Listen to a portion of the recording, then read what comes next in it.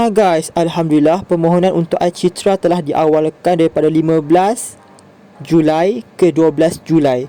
So korang dah boleh mohon sekarang. Jangan risau, follow je step aku ni. Aku dah mohon lah sekejap je guys, tak sampai 10 minit pun dah siap.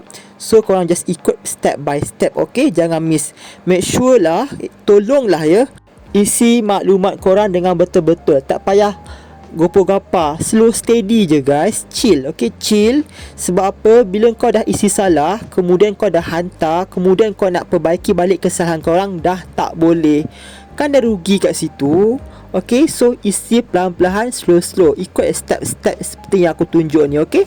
Okay guys, kalau korang tak dapat nombor kod OTP daripada SMS korang, maksudnya nombor yang korang pakai sekarang ni tak sama dengan nombor yang korang daftar dekat KWSP. So, apa yang korang buat, korang pergi dekat mesin kios KWSP macam yang gambar di atas ni.